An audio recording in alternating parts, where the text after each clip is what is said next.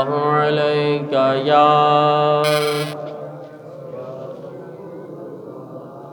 وسلم علیہ یا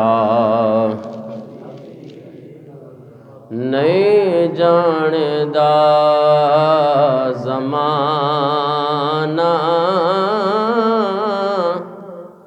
عظمت صدیق دی پوچھو رسول پاک تو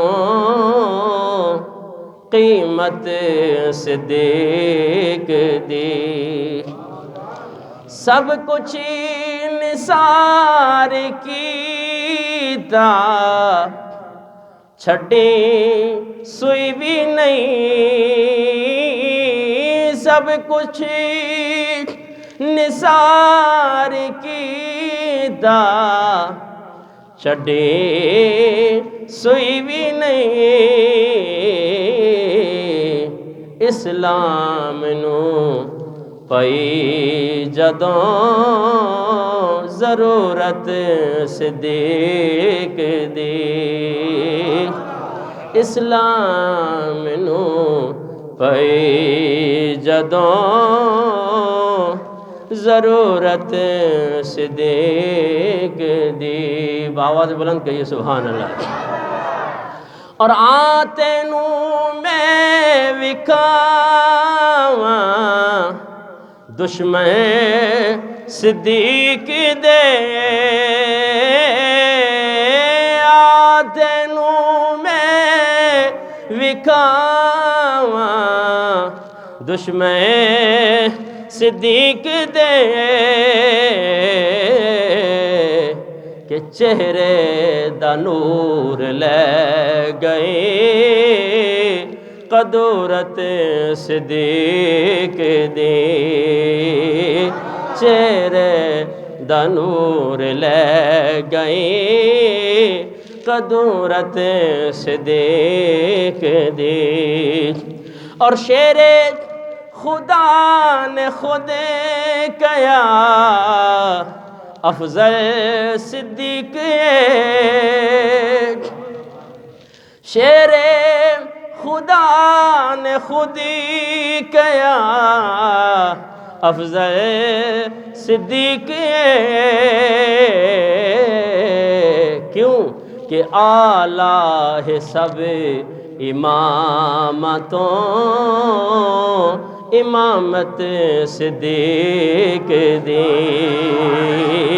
اعلیٰ سب امامتوں امامت صدیق دی کہیے سبحان اللہ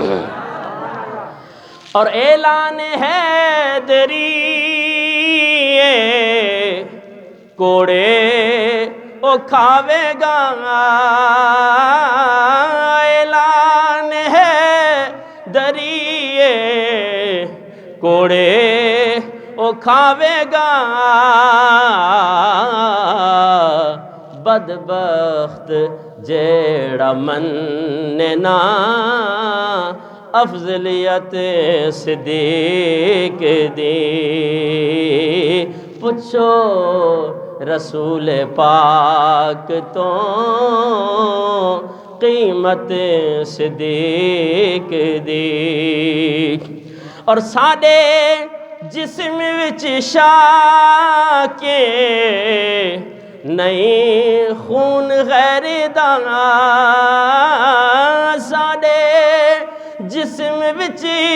شاکے نہیں خون غیر دا کر دیا ایسے واسطے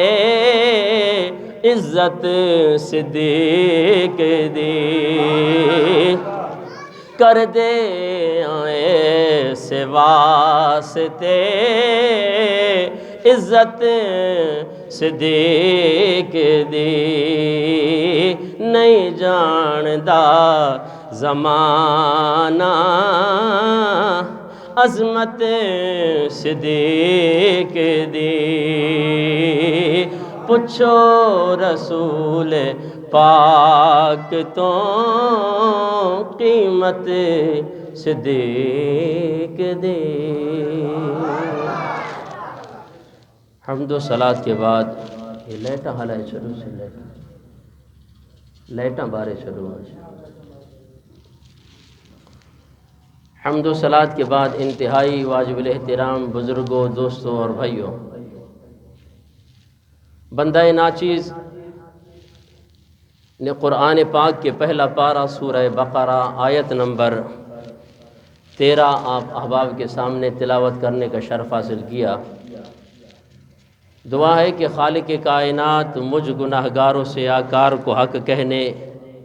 اس کے بعد مجھے اور آپ کو حق باتوں پر عمل کرنے کی توفیق عطا فرمائے۔ جمادی الثانی کا مہینہ رواں دواں ہے۔ اس ماہ مبارک میں سیدنا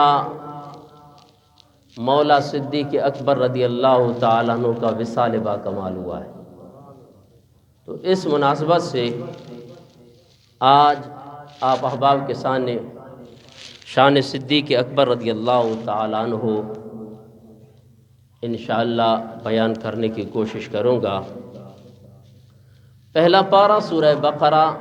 آیت نمبر 13 میں خالق کائنات نے ارشاد فرمایا وَإِذَا قِيلَ لَهُمْ آمِنُوا، جب منافقوں کو کہا جائے نا کہ ایمان لے آؤ، کما آمن الناس، جس طرح کہ صحابہ نے ایمان لایا۔ جب منافقین سے یہ کہا جاتا ہے کہ ایمان لے آؤ ابو بکر جیسا، ایمان لے آؤ عمر جیسا، ایمان لے آؤ عثمان جیسا، ایمان لے آؤ مولا علی مشکل کشا جیسا، جب یہ کہا جاتا ہے نا منافقوں سے، تو قرآن کہہ رہا ہے قالو، وہ منافق کہتے ہیں انؤمنو، کیا ہم ایمان لائیں، کما آمن السفہاء، الیاذ باللہ، جیسے کہ یہ بے وقوف ایمان لے آئے، جیسے کہ یہ جاہل لوگ ایمان لے آئے، ان طرح کا ایمان لے آئے۔ جب منافقین نے صحابہ کرام کو جاہل کہا، منافقین نے جب صحابہ کرام کو بے وقوف کہا نا، تو پھر خالق کائنات کی غیرت جوش میں آئی۔ پروردگار نے فرمایا الا انہم ہم السفہاء، بے شک یہ منافق خود بے وقوف ہیں۔ اور پھر خالق کائنات نے ارشاد فرمایا یہ ایسے بے وقوف ہیں کہ وَلَٰكِن لَّا يَعْلَمُونَ، ان کو پتہ ہی نہیں ہے کہ ہم کتنے جاہل ہیں۔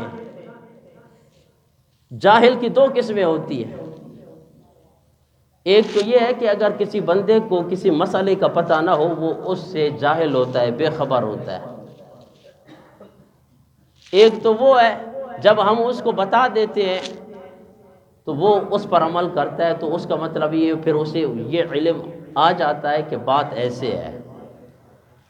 تو زیادہ جو اجہل ہوتا ہے، جو جاہل سے زیادہ جاہل ترین، وہ کون سا جاہل ہوتا ہے جسے بتانے کے بعد پھر بھی جناب والا وہ اس کو رد کر دیتا ہے، تو اس سے گیا گزرا جاہل کوئی اور نہیں ہوتا۔ یہ اجہل ہوتا ہے کہ جس کو اپنی جہالت کا ہی علم نہیں ہے کہ میں جاہل ہوں، میں بے وقوف ہوں۔ خالق کائنات نے ارشاد فرمایا جو صحابہ کرام کو بے وقوف کہتا ہے، جو صحابہ کرام کو جاہل کہتا ہے، اس سے بڑا جاہل اس کائنات کے اندر ہے ہی کوئی نہیں ہے۔ خود خالق کائنات نے ارشاد فرمایا کہ الا انہم، یہ الا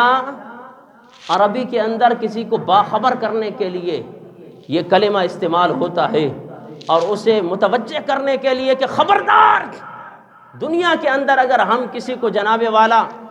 ان کو روکیں کہ اس جگہ پہ اگر جاؤ گے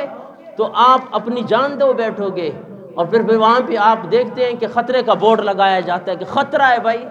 خبردار، ہاتھ لگاؤ گے جان دے بیٹھو گے۔ اگر ٹریفک کے جناب والا کوئی مسئلہ ہو، آگے ٹریفک جناب والا چل رہی ہو